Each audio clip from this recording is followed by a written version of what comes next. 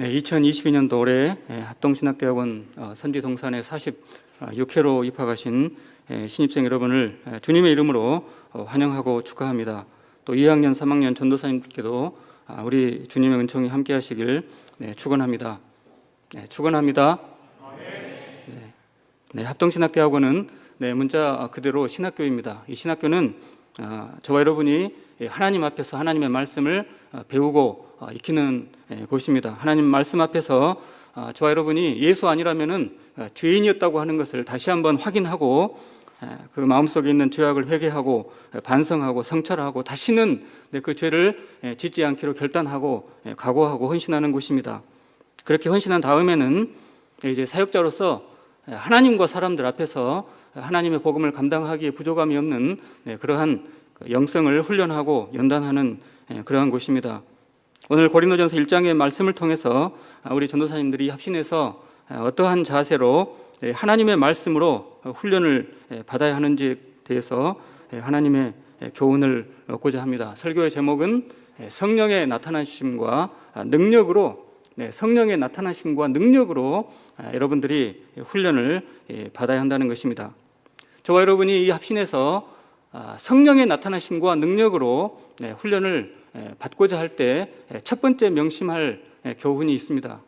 그것은 하나님은 여러분들의 헌신과 결단과 수고와 노력을 통해서 일하시고 여러분들을 쓰시지만 또 다른 한편에서는 여러분의 과거의 실수에 대한 후회와 죄책감과 그 안타까움, 과거의 실수에 대한 고통과 그 마음속의 부담감과 실수에 대한 그런 죄책감들, 후회들, 그런 것들을 통해서 여러분들을 하나님의 사람으로 연단하시고 여러분들이 계속해서 그렇게 정말 하나님 앞에서 과거를 반성하는 그러한 두렵고 떨리는 마음을 가질 때 하나님께서는 여러분들의 정말 거지 같은 그러한 성품을 정말 하나님의 사람으로 연단해 가신다는 것입니다. 사도 바울도 마찬가지입니다. 1절 말씀을 다 함께 읽어보겠습니다. 시작. 형제들아, 내가 너희에게 나아가 하나님의 증거를 전할 때 말과 지혜의 아름다운 것으로 아니하였나니. 사도 바울은 과거를 돌이켜보면서 다시는 복음전도 현장에서 말과 지혜의 아름다운 것으로 아니하겠다. 내가 말과 지혜의 아름다운 것으로 한다면은 정말 하나님의 사람이 아니다. 이 말과 지혜의 아름다운 것이 무엇인가? 4절에 비슷한 표현이 나옵니다. 설득력 있는 지혜의 말 같은 의미입니다. 설득력 있는 지혜의 말을 다시는 쓰지 않겠다. 그렇게 결단을 합니다. 이 설득력 있는 지혜의 말이 무엇인가? 대체로 신약학자들은 사도 바울이 활동하던 그 고대 그리스 로마 사회에서 웅변술, 설득력 있는 그런 레토릭으로 그렇게 이해를 합니다. 사도 바울은 복음 전도 현장에서 그 세상적인 웅변술, 세상적인 레토릭을 다시는 쓰지 않겠다. 그렇게 결단을 하고 있습니다. 실제로 사도 바울은 복음 전도 현장에서 그 레토릭을 전혀 쓰지 않았는가? 사도행전 후반부에 보시면 사도 바울이 복음 전도를 하는 모습을 볼 수 있습니다. 거기에 보시면은 소아시아 지역의 유대인들 또 아그리파 왕에게 설교를 합니다. 이때 그 기록을 읽어보면 굉장히 설득력 있고 탁월한 웅변수를 사용을 하고 있습니다.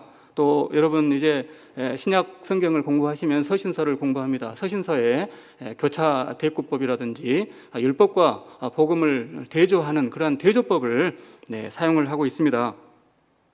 옛날이나 지금이나 복음전도 현장에서 말 되는 말을 해야 되는 것이고 설득력 있는 그런 복음전도는 굉장히 중요합니다. 복음을 정말 감동적으로 설교하기 위해서는 설득력 있는 논리를 갖춰야 합니다. 그럼에도 불구하고 사도 바울은 이 본문에서 말과 지혜의 아름다운 것으로 내가 하지 않겠다 다짐하는, 강조하는 두 가지 이유가 있습니다. 첫 번째 이유는 그때 당시 사회적인 배경 때문입니다. 당시는 그리스 로마 사회는 민주 사회였습니다. 이집트의 파라오나 중국의 황제가 독재 권력으로 백성들을 통치하는 그러한 나라가 아니었습니다.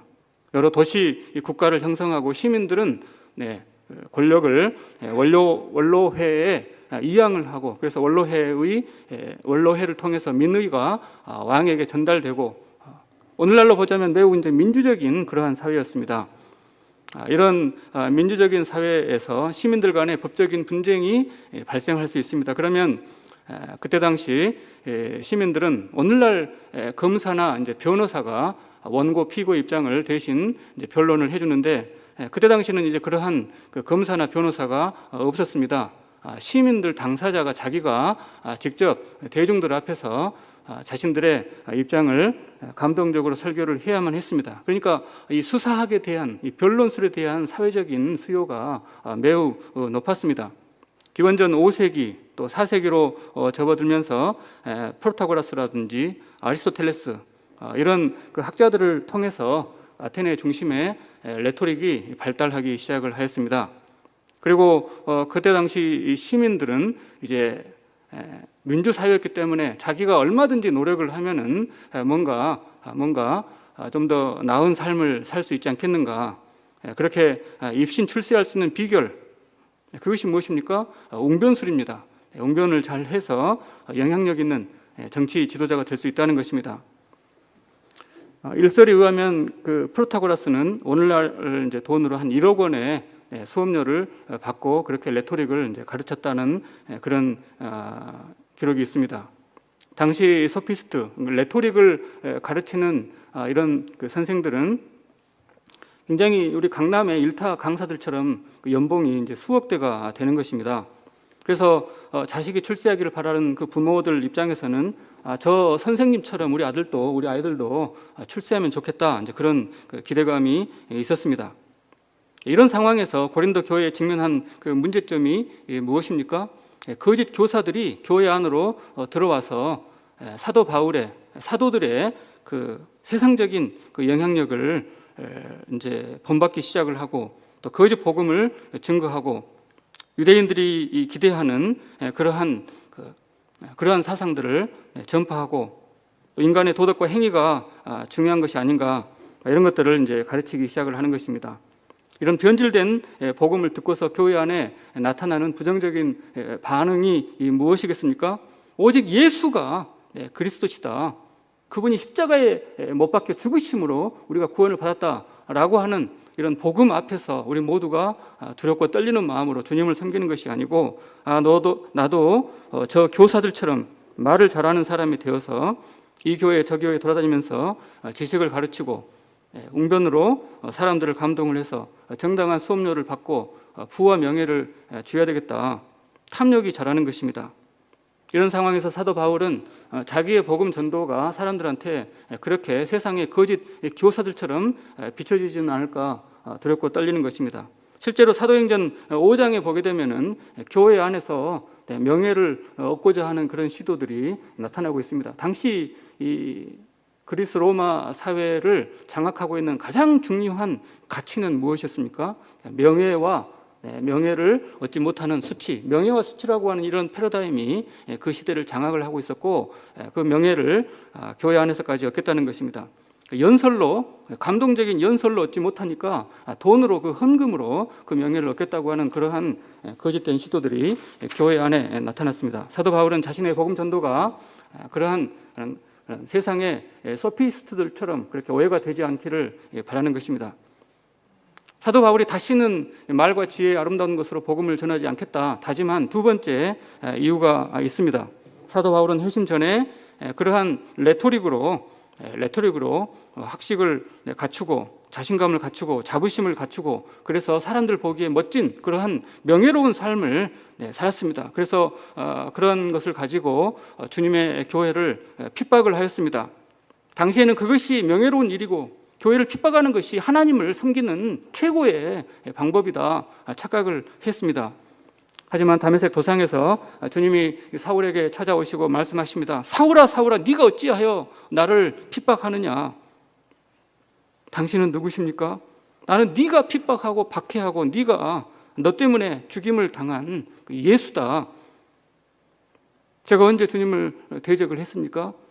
네가 초대교회 성도들을 박해하고 죽이는 것이 곧 그들 속에 있는 나의 사랑을 짓밟고 그들을 향한 나의 섭리를 짓밟고 그들을 구원하기 위해서 내가 흘린 십자가를 짓밟는 것이 아니냐.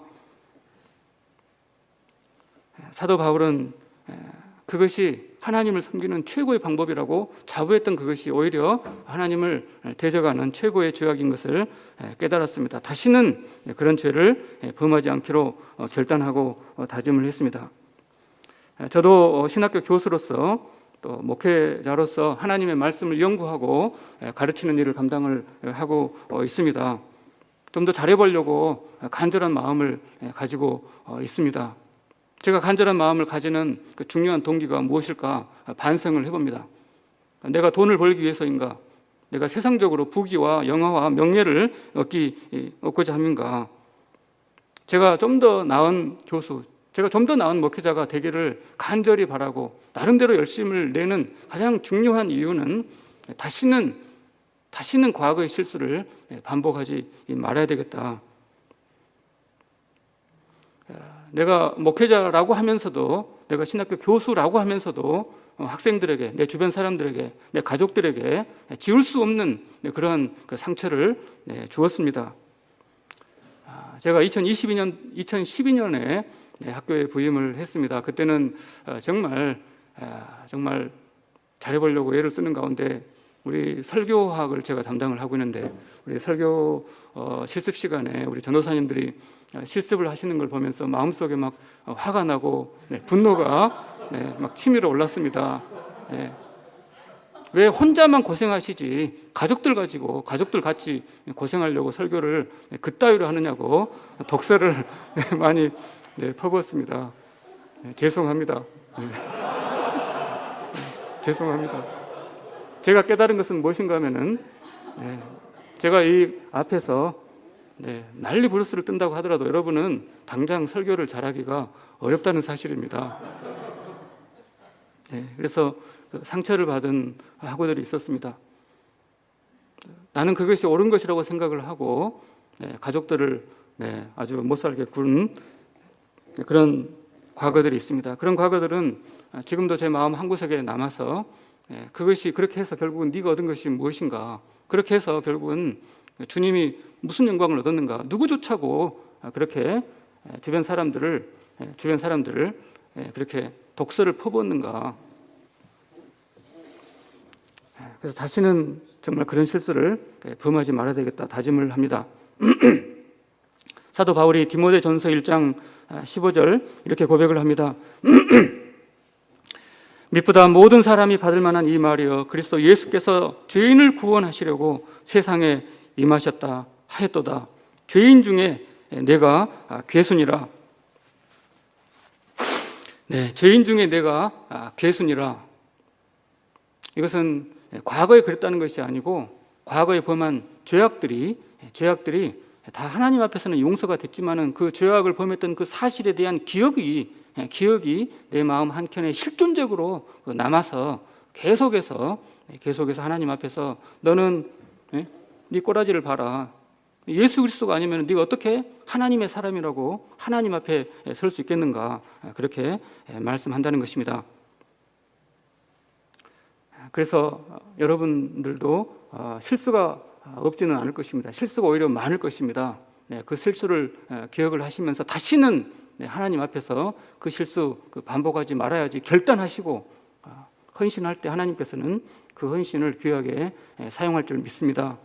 두 번째로 사도 바울이 복음 전도에서 집중적으로 강조했던 그 메시지가 2절 말씀입니다. 다 함께 읽어보겠습니다. 시작. 내가 너희 중에서 예수 그리스도와 그가 십자가에 못 박히신 것 외에는 아무것도 알지 아니하기로 작정하였습니다. 사도 바울이 복음 전도 현장에서 강조하고 의식했던 메시지는 두 가지입니다. 예수 그리스도, 그가 십자가에 못 박히셨다. 이것은 두 가지가 아니고 하나로 연결되어 있습니다. 첫 번째, 예수 그리스도는 신앙 고백입니다.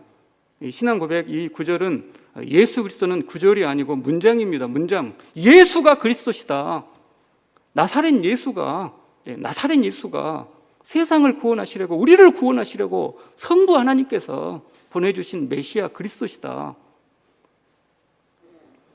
이 신앙 고백, 예수가 답 없는 내 인생을 구원하시기 위해서 하나님께서 나를 위해서 보내신 그리스도다. 이 신앙 고백이 있어야 하는 줄 믿습니다.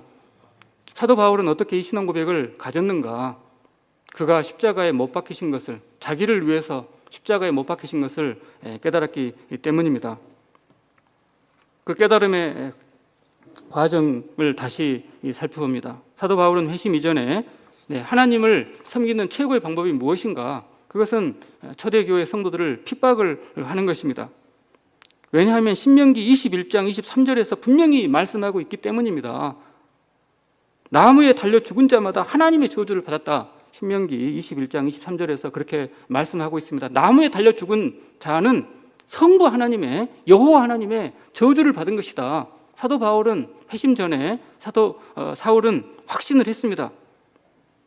유대인들이 예수님을 십자가에 죽일 때 하늘의 여호와 하나님께서 분명히 이것을 칭찬하시고 기뻐하시고 승인하신 사건이다. 왜냐하면 그는 여호와 하나님의 거룩하심을 모독하고 자기가 하나님의 아들이라고 주장을 했기 때문입니다. 그래서 그 죄가 크기 때문에 여호와 하나님은 그를 십자가에 죽였을 것이다. 그렇게 확신을 하였습니다. 그 십자가는 무엇 때문에 십자가 고통이 생긴 것인가? 예수님 당사자, 자기 자신이 잘못했기 때문에 하나님이 십자가를 허락한 것이다.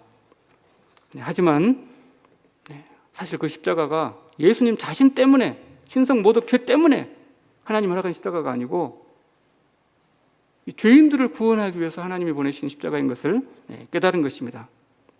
저와 여러분의 삶 속에서도 여러분이 예수가 그리스도다라고 하는 것을 그렇게 인정하고 그런 신앙 고백을 다른 사람들에게 설득하기 위해서는 먼저 깨달아야 됩니다.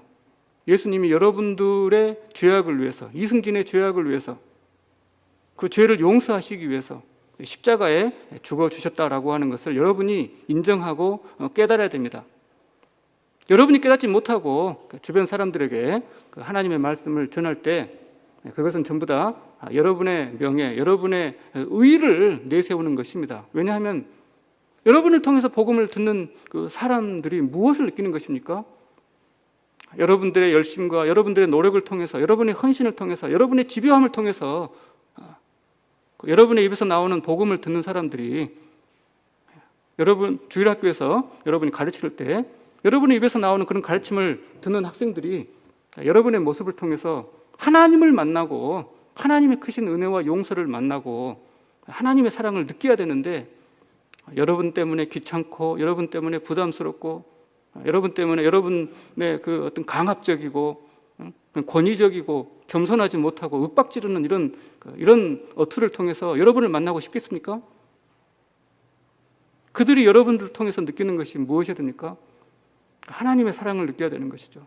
하나님의 겸손하심, 하나님의 은혜와 하나님 한량없이 참아주시는 하나님 은혜와 사랑을 느껴야만 비로소 십자가는 여러분을 통해서 그 사람들한테 예수님이 나를 위해서 죽으셨구나, 그렇게 고백을 하는 것이지, 여러분들이 강압적이고 교만하고 그렇게 무자비하게 다가갈 때 십자가는 그들에게는 자기 십자가가 되지 않는 것이죠.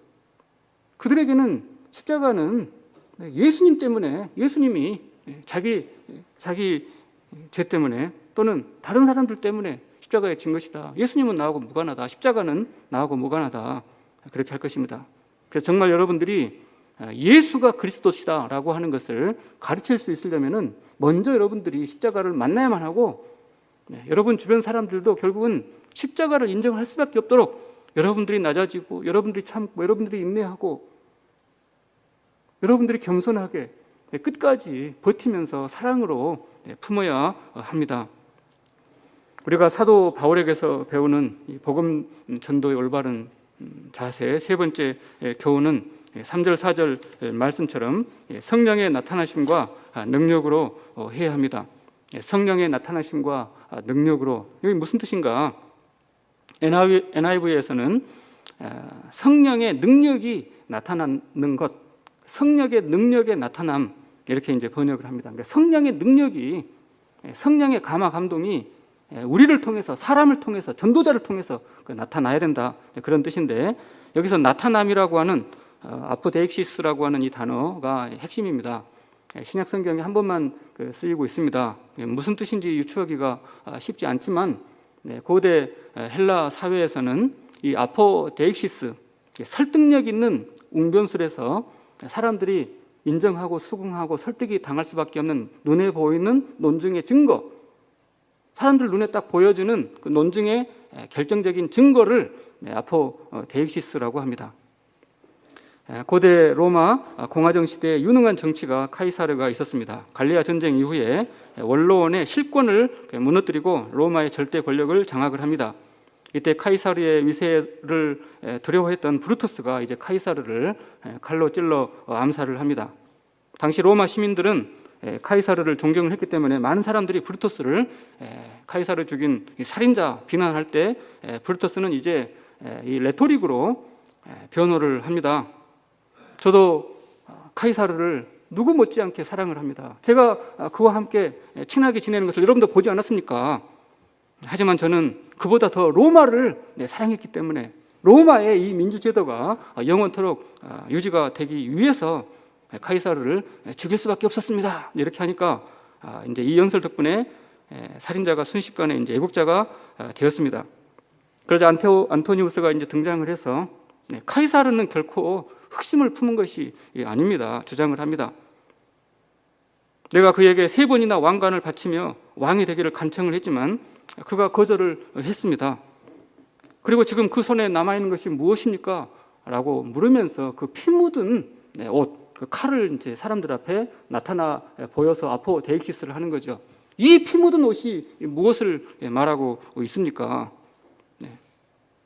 남은 것은 사랑하고 믿었던 동료이자 그 아들 같은 브루투스에게 칼에 찔려 죽으면서 그가 흘린 이 피밖에는 그에게 남아있는 것이 무엇입니까? 그가 평생 로마를 위해서 헌신했지만 지금 이 인생의 마지막에 지금 그 손에 남아있는 것이 이 피 묻은 이 옷, 이 피 묻은 칼 이거밖에 없지 않습니까? 라고 이제 아포데익시스를 딱 이렇게 하니까 갑자기 또 이 애국자 브루투스가 다시 살인자로 뒤바뀌고 말아버린 것입니다.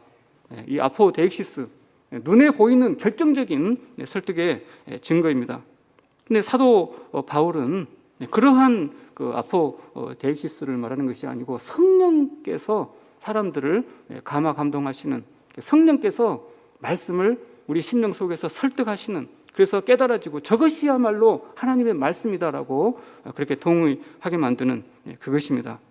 그것은 어떤 방식으로 나타나는가? 3절 말씀입니다. 다 함께 읽어보겠습니다. 시작. 내가 너희 가운데 거할 때 약하고 두려워하고 심히 떨었노라. 사도 바울의 복음 전도에 이 성령의 나타나심과 능력, 성령은 내 안에서 믿음으로 일하고 또 성령은 여러분들 듣는 자들 속에서 성령의 능력으로 감화 감동으로 이제 일하는데, 문제는 이것이 전달되는 과정에서 어떤 형식을 취하는가. 내가 너희 가운데 거할 때 약하고 두려워하고 힘이 떨었노라. 사도 바울이 이 면대면의 상황에서 입으로 구두로 복음을 선포하는 이 설교의 설득력, 그것은 그 당시의 소피스트들, 오늘날의 대중적인 그런 설교자들에 비할 때 상당히 이제 설득력이 좀 떨어진 것처럼 보입니다. 고린도 후서 10장 10절에 그들의 말이, 사도 바울의 편지는 무게가 있고 힘이 있지만 그가 몸으로 대할 때에는 약하고 그 말도 시원하지 않다. 또 11장 6절, 내가 비록 말에는 부족하나 하나님의 지식에는 그렇지 아니하니, 이런 이제 말씀들이 있습니다. 이것을 우리가 모든 사람 가운데서 모든 일로 내가 너희에게 분명히 나타내었다. 이런 구절로 유추를 해볼 때 사도 바울의 설교는 대중적으로 그렇게 설득력이 있었는가? 세상적인 그런 감동적인 그 웅변술, 오늘날 그 대권 그 후보자들 감동적인 연설, 그것에 정말 비할 때 너무 형편없지 못했는 거 아닌가, 그런 생각을 합니다. 오히려 그는 사람들 앞에서 대중들이 모여 있을 때, 설교를 할 때 약하고 긴장하고 두려워하고 힘이 떠는 그러한 모습을 종종 보여주었습니다. 왜 그랬을까?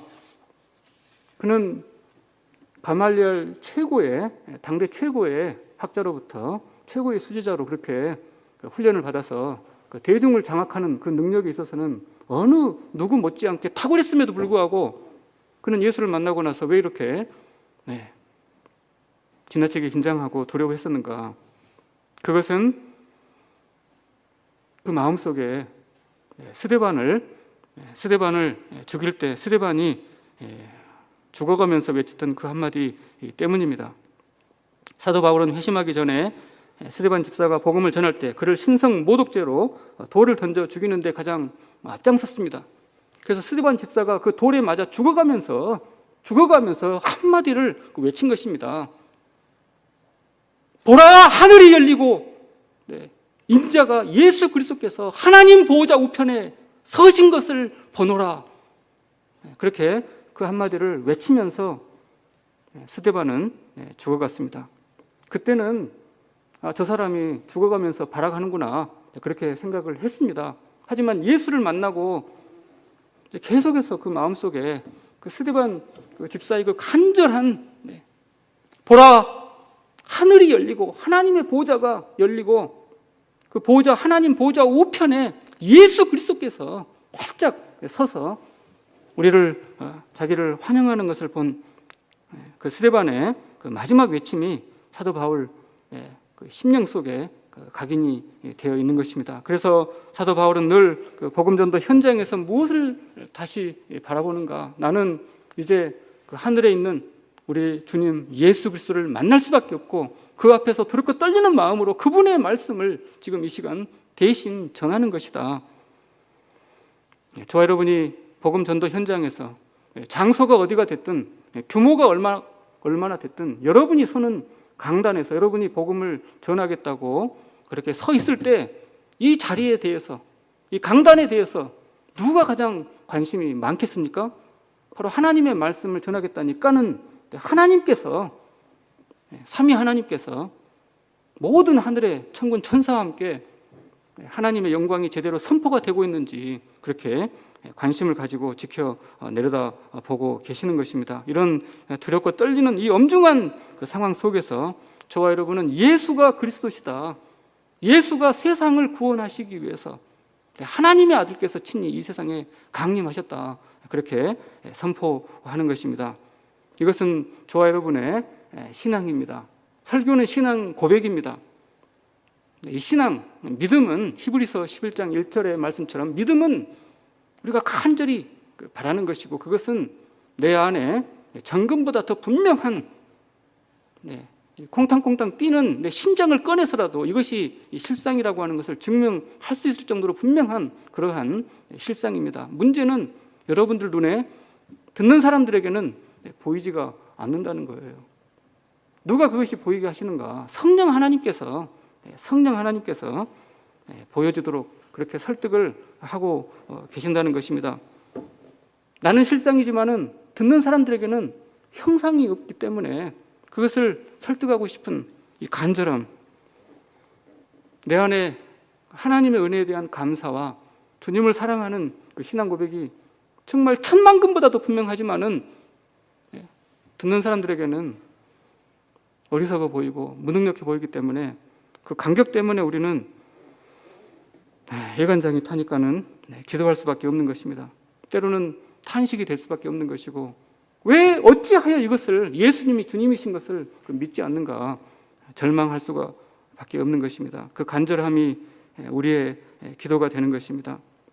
혹시 우리가 실수로 복음을 전한다고 하면서도 내 생각을 전하는 것은 아닌가, 그리하여 크신 하나님의 영광을 대적하는 것은 아닌가 하는 그런 조심 때문에 우리는 복음 전도 현장에서 긴장하고 두렵고 떨리고 조심스럽고 신중한 것입니다. 그런 간절함 때문에 우리 앞에 있는 성도들을 대할 때 정말 우리는 조심스럽고 눈물이 나오고 달리 표현할 길이 없어가지고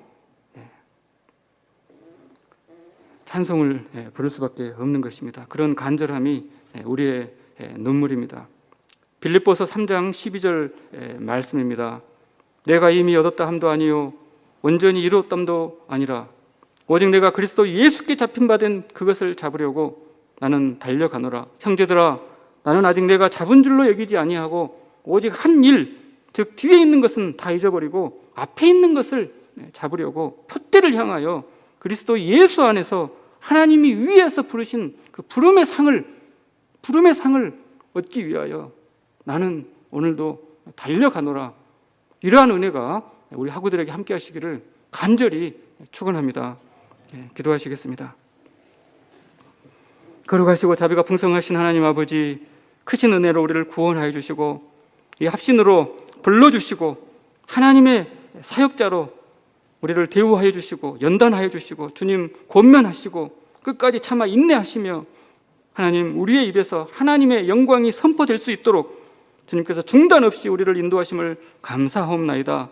하나님, 주께서 우리를 향한 계획과 주께서 우리를 향한 섭리가 주님 보시기에 합당한 수준으로 완성되기까지 주님 우리를 인도하여 주시옵소서. 우리의 구세주 예수님의 이름으로 간절히 기도 올리옵나이다. 아멘.